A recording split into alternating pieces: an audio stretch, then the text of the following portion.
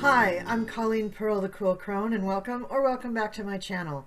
Today's video is all about the astrology from the new to full moons in October. If you missed it, I already did a video about the new moon in Libra, and you should check that out. The first thing that I'm talking about on this video is the new moon in Libra, but just a little bit. So the energy for the new moon in Libra is a beautiful, harmonious energy that talks about diplomacy and harmony and relationships and getting along with everybody. However, during this new moon, there are a few spicy little transits that you should know about, so please be sure and check out my video all about that new moon. That video is so detailed, I had to split it up into 3 parts. Yes, so it's up on YouTube now. Please check it out. The first part is all the intro. The second 2 parts are the predictions for each sign. Lots of detail. You'll get lots of information there. All right, so now let's talk about the ingress and change of direction between October 6th and October 20th. So on the 7th, the day after the new moon, we have Venus entering Sagittarius. Sagittarius is a mutable fire sign. It's all about travel and adventure and higher learning and just having fun. It's a fire sign. It's impulsive. So Sagittarius takes Venus on a party tour. She wants to go everywhere that it's fun. She doesn't want to stay home, and she certainly doesn't want to make any commitments. So if you're thinking about starting a relationship during this Venus transit, think again. It probably will only last about 3 weeks, if that. But if you're in a committed relationship and you want to make the most of this Venus-Sagittarius transit, you should find something that you and your partner can do together that's completely new. Go somewhere new, learn something new, cook something new. Something new will kind of spark that joy again in your relationship and make it really, really fun. While you're on your little trip with your partner, you may overspend, so be sure to take a little extra cash with you. All right, on to the next transit, which is Ceres going retrograde in Gemini. Now, Gemini is also a mutable sign, but it's an air sign, so it's more in your head and talking about things having to do with communications. But Ceres going retrograde does talk about relationships, and I'm afraid that it may cause some people to break up or lose their partners if the partners are too clingy. So take my advice from the Venus and Sag slide and do something new with your partner that'll kind of spark up the relationship, unless your whole goal is to end the relationship, in which case then during this little retrograde period, you're going to feel completely vindicated for doing that. This is a good period for exploring and discovering things, not for commitments and feelings. So a lot like the Venus in Sag, this is a time for going on adventures and long drives in the country. Don't stay at home. Don't try to make it an all cozy, we're going to just cook a little dinner tonight thing. That's going to be too clingy and boring for you and your partner, and that's going to kind of be bad for the relationship. So do something new. On October 10th, Saturn will go direct, yay, in Aquarius.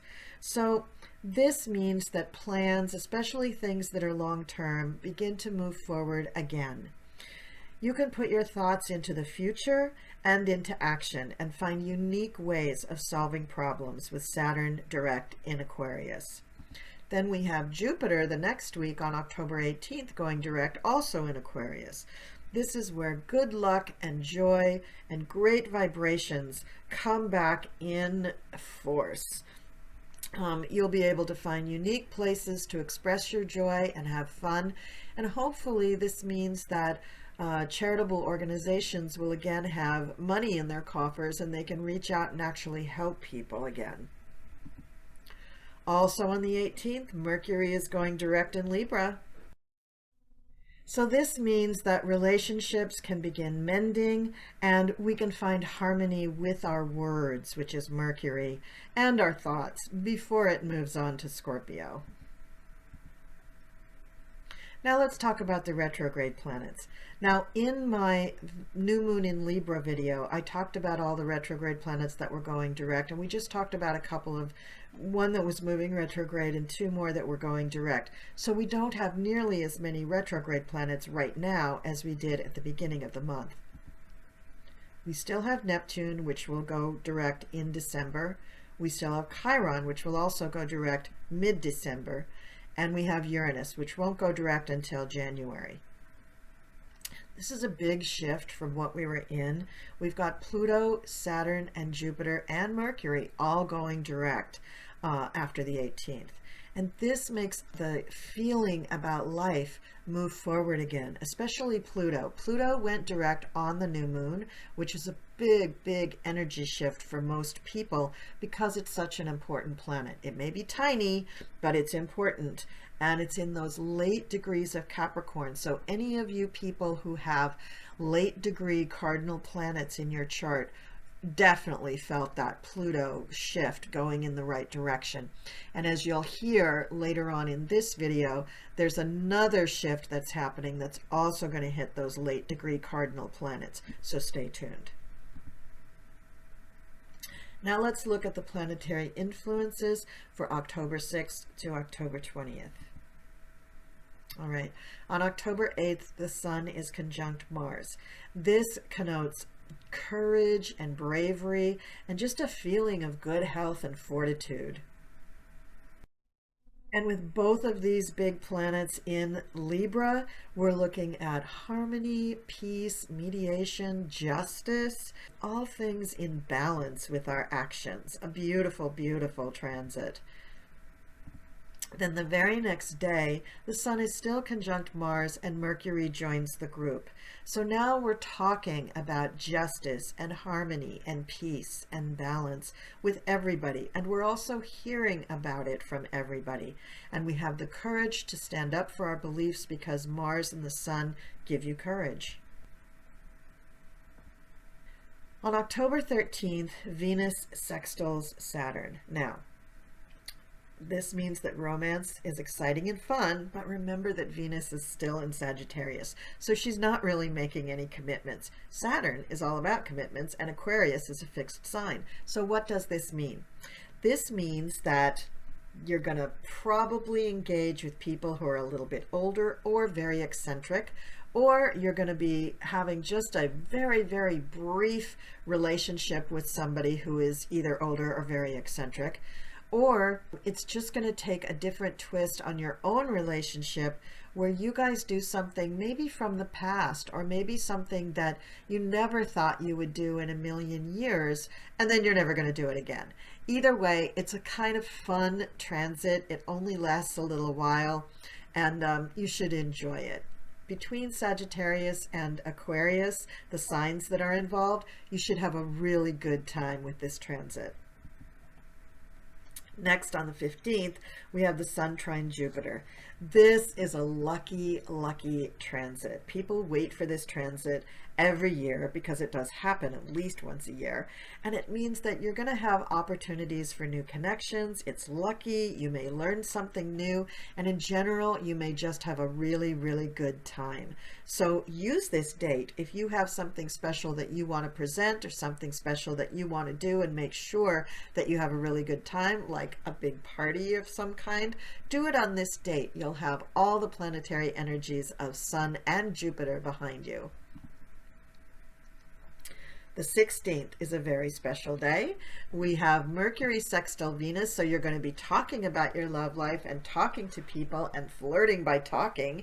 You'll also have Venus trine Chiron, so a lot of what's going on this date is going to be healing as well. And then you have Lilith sextile Chiron. So there are things coming up from your subconscious that may be revealed or may not be revealed. Either way, they're going to get healed by Chiron. So Lilith are the things that are hidden probably in your subconscious, and Chiron represents a wounding or a trauma from the past. So when you combine Chiron with Lilith, you've got healing on kind of a subconscious level.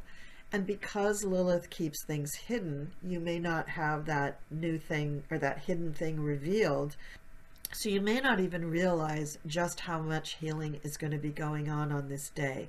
With Venus trining Chiron, it gives it even more healing vibrations and soothing vibrations. So you are at ease with this, so there's no resistance on your part. A very healing day. Then on the 17th, we have the first actually difficult aspect of the whole 2-week period. The Sun will square Pluto. This aspect could bring about power struggles, possibly even violence, difficulty with bruised egos, conflicts in relationships.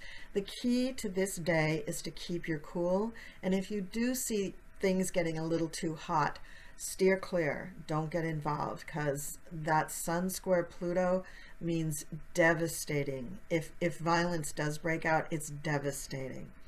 Remember that Pluto is usually indicative of a sacrifice or even death.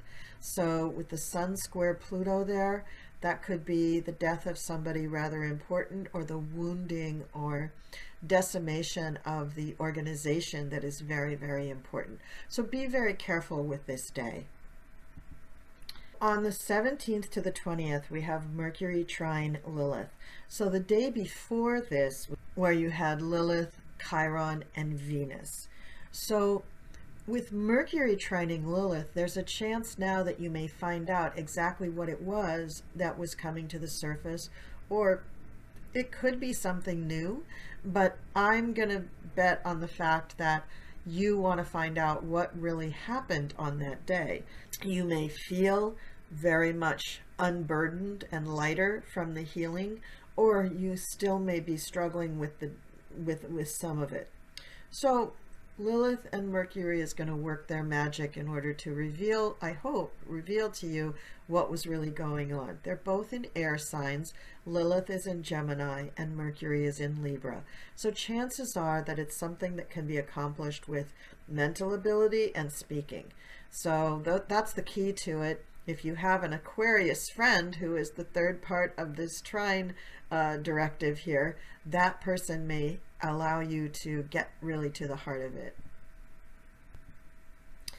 On October 18th, Mars will trine Jupiter, and this is where you have success in all forms of competition, and it also will inspire a desire to win on this day. So between that and the Sun trine Jupiter, you could have a really fabulous couple of days. Now, you want to look in your chart and see where Jupiter is falling on your chart to see how strong that trine is going to affect you. And then on the 20th, we come to the full moon in Aries. Now, a lot of pagans, anyway, think of the full moon in Aries as kind of the new year, because Aries is the first sign and it's all that full moon culmination energy. I'll be doing a video all about this full moon in the near future, so be sure to stay tuned for that. Now, before we end this video, I just want to mention to everyone watching that on October 22nd, Mars will square Pluto. And this could be a dangerous day. Now, I'll cover all of this in my astrology video that covers the transits from the full to the next new moon going into November. But I just wanted to give everyone a heads up that that's probably a day that you shouldn't plan for something sweet or romantic or friendly, because it's not a friendly day. It's going to be a difficult day. All right, so with that, that's all I have to say about the astrology from the new moon to the full moon. Thank you so much for watching, and I will